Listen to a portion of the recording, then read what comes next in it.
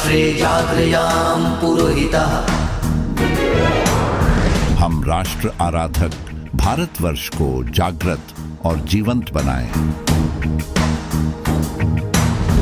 युग युगीन भारत के कालजयी महानायकों की तेजस्विता की गौरव गाथा। क्षिप्रा मध्य प्रदेश की एक पवित्र नदी है जिसे हिंदू धर्म में गंगा के समान पवित्र माना गया है।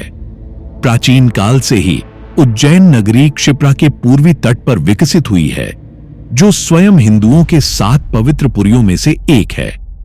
उज्जैन शहर क्षिप्रा नदी के किनारे बसा होने के कारण अत्यंत पुण्य स्थल माना गया है। नदी के तट पर सैकड़ों मंदिर और श्रद्धा स्थल स्थित हैं। प्रत्येक संध्या को राम घाट सहित प्रमुख घाटों पर क्षिप्रा आरती का आयोजन होता है, जिसमें जलते दीपक नदी को अर्पित किए जाते हैं। क्षिप्रा नदी क्षेत्र की एक सदानिरा और बहुत ही महत्वपूर्ण सदा प्रवाहमान रहने वाली नदी है। क्षिप्रा शब्द का अर्थ तेज बहने वाली नदी से भी होता है। क्षिप्रा का जो उद्भव है वो भगवान विष्णु की उंगली से माना गया है और प्राचीन समय से जितनी भी सभ्यताएं हैं वो नदियों के किनारे ही विकसित हुई और हमारी क्षिप्रा नदी के किनारे ही पूरी सभ्यताएं अवंतिका क्षेत्र की विकसित हुई है। महाकाल का अभिषेक करने वाली क्षिप्रा का एक सबसे बड़ा महत्व ये है कि जिस नगर में बह रही है उज्जैनी में ये करघनी की तरह बहती है। ये 3 तरफ से उज्जैन को घेरे हुए उज्जैनी का एक गहना है, गहने के रूप में यहाँ है। जो नदियाँ हैं, नदियों को जो देवत्व है, हमारी क्षिप्रा को भी देवत्व वैदिक काल से प्राप्त हो गया था और वैदिक काल में ही नदियों की पूजा होने लगी थी। मनुष्य वैदिक काल से ही नदियों के महत्व को समझने लगा था।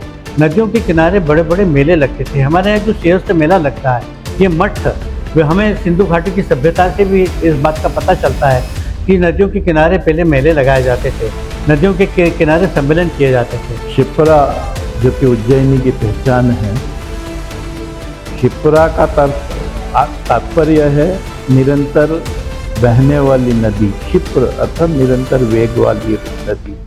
इसको अमृत संभवा भी कहा गया है और ऐसा कहा गया है कि ये विष्णु जी के तर्जनी से बहने वाली नदी है और प्राचीन काल से ही इसका अत्यधिक महत्व है। क्षिप्रा के 2 स्वरूप हमको देखने को मिलते हैं। एक पुरातत्वीय जो स्वरूप है जिसके आधार पर क्षिप्रा के किनारे अनेक साम्राज्ययुगीन सभ्यताओं का विकास हुआ, वो एक अलग विषय है। और एक ऐतिहासिक क्षिप्रा जो कि इंदौर के पास जानापाव की पहाड़ियों में काकड़बर्डी नाम का एक स्थान है। इस काकड़बर्डी से ऐसा कहते हैं कि क्षिप्रा नदी का उद्गम हुआ था और 112 किलोमीटर का सफर करते हुए उज्जैनी को सर्पलाकार घेरते हुए उत्तर वाहिनी क्षिप्रा अपने आप में छोटी छोटी अनेक नदियों को समेटते हुए चंबल के में आलोट के पास चंबल छिपावरा करके एक जगह है, वहाँ पर इसका मिलन होता है। चंबल में चंबल यमुना की सहायक नदी है और यमुना गंगा की सहायक नदी है, बे ऑफ बंगाल में जाकर मिलती है। यह इंदौर काकड़बर्डी से चलती हुई देवास के क्षिप्रा, उज्जैन के बाद आलोट जागीर करके एक जगह है, यहाँ पर इसमें गंभीर नदी मिलती है और आगे जाते हैं तो महिदपुर होकर यह आलोट जो तहसील प्लेस है वहाँ पर जाकर ये छिपावरा में चंबल में मिलती है। अब 112 किलोमीटर का जो सफ़र है वो पर्यटन के रूप में, सांस्कृतिक गतिविधियों के रूप में, धार्मिक गतिविधियों के रूप में अत्यधिक महत्वपूर्ण है, क्योंकि मेष राशि गते सूर्य सिंह राशि बृहस्पति अवंतिकाया भवेत कुंभ सदा मुक्ति प्रदायका, ऐसा हमको शिव पुराण में मिलता है, जिसमें यह कहा गया है कि उज्जैनी का जो कुंभ मेला है, जहाँ पर हमारे स्कंद पुराण में लिखा गया है कि देवों और दानवों के बीच में संघर्ष हुआ था और उस संघर्ष में 4 स्थानों पर अमृत गिरा था, उसमें से एक स्थान उज्जैनी है, यहाँ पर कुंभ मेले का आयोजन होता है। तो सिंहस्थ जो है, अब जैसे उसकी जो जानकारी मिलती है हमको, तो दुनिया का सबसे प्राचीनतम या पुरातन जो आयोजन है आध्यात्मिक उत्कर्ष के लिए, आध्यात्मिक शक्तियों के या वायुमंडलीय और सांस्कृतिक उन्नयन के लिए, पृथ्वी के संदर्भ में, जीवन के संदर्भ में एक तरह से अपनी ऊर्जा को फिर से ग्रहण करने के लिए सिंहस्थ इस तरह का आयोजन है। तो लिखित जो जानकारी मिलती है तो 5,500 साल पहले, मैंने महाभारत के भी पहले दुनिया में और किसी आयोजन के बारे में जानकारी नहीं मिलती है। तो स्कंद पुराण ही कह रहा है, स्कंद पुराण जो बताता है कि भाई सिंहस्थ है, महाकुंभ है, कुंभ है आदि आदि, तो वही उसमें उल्लेख करते हैं कि महर्षि सांदीपनि जो हैं बनारस के रहने वाले हैं और सिंहस्थ में भाग लेने के लिए वो उज्जैन पधारते हैं, पर यहाँ आकर देखते हैं कि उज्जैन में दुर्भिक्ष फैला हुआ है, तो सिंहस्थ होना भी बहुत मुश्किल है और उज्जैन के जो लोग हैं, उज्जैन के जो निवासी हैं वो भी संकट में है, आपदा में है। तो महर्षि सांदीपनि परमार्थ के लिए, लोक कल्याण के लिए कि सिंहस्थ हो सके सुगमतापूर्वक, सुचारू रूप से, और उज्जैन के जो लोग हैं धर्मालु लोग हैं, भक्त हैं, तो ये भी तकलीफ में न रहे, इसलिए वो तपस्या करते हैं परमार्थ के लिए।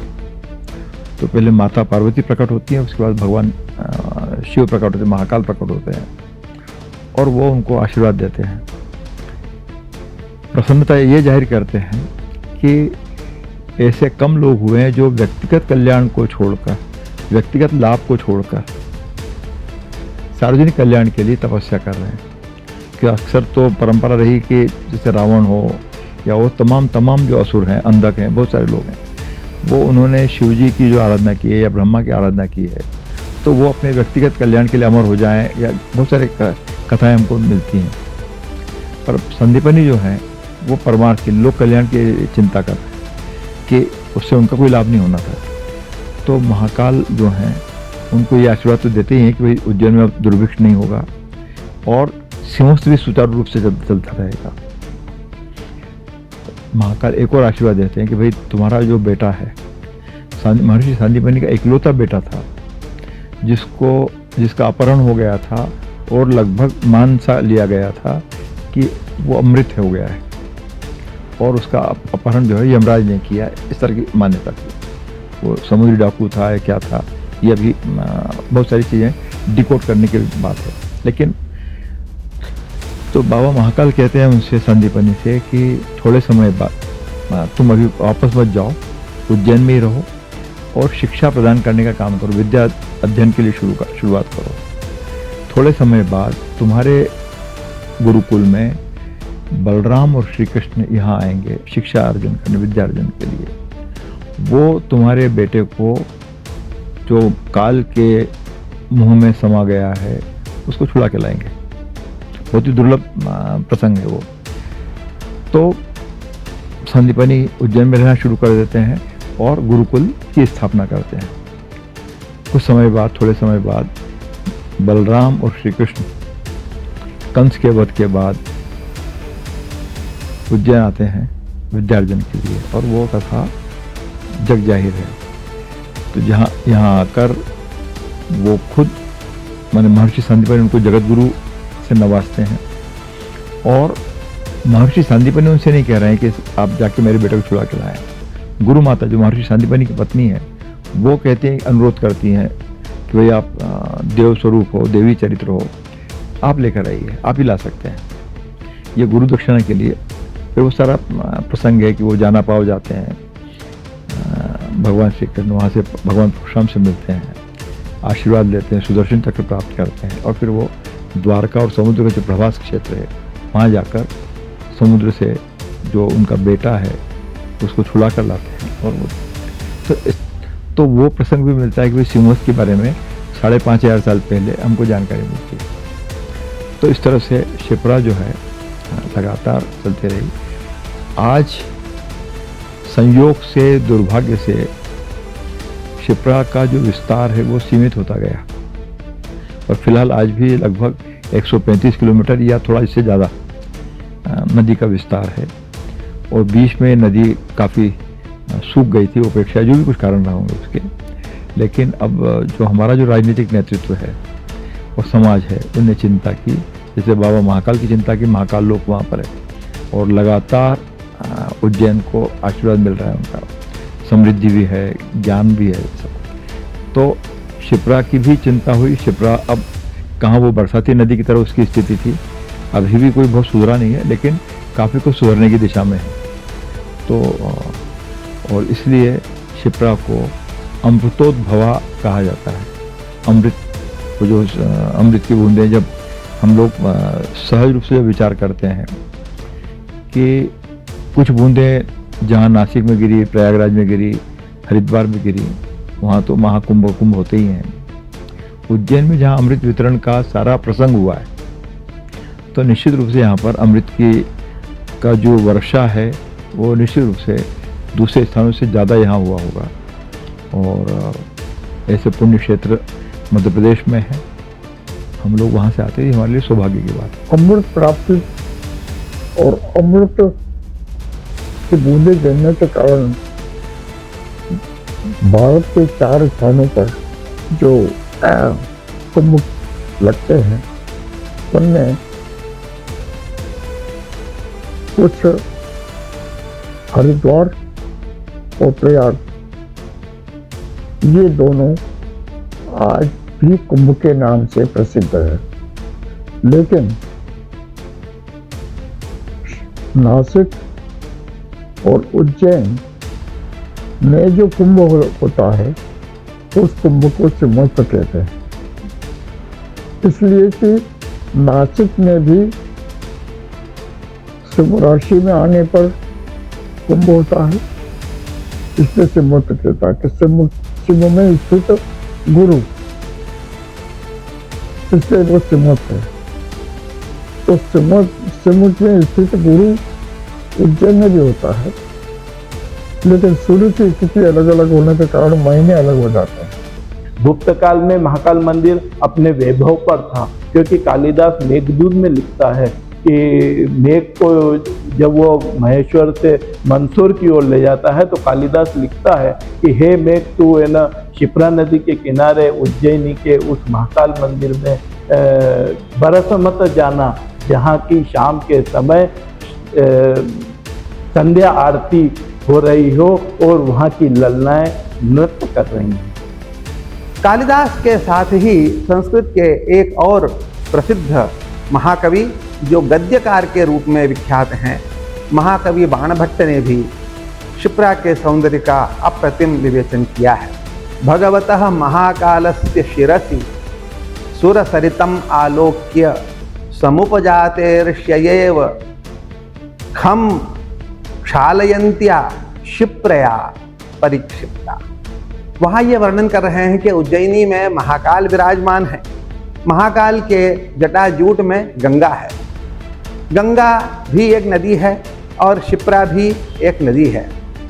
एक नदी दूसरी नदी को अपने आराध्य के मस्तक पर जब देखती है तो उसमें ईर्ष्या का, सपत्नी का भाव जागृत हो रहा है कि मैं तो यहाँ बह रही हूँ और ये गंगा इनके मस्तक पर विराजमान है।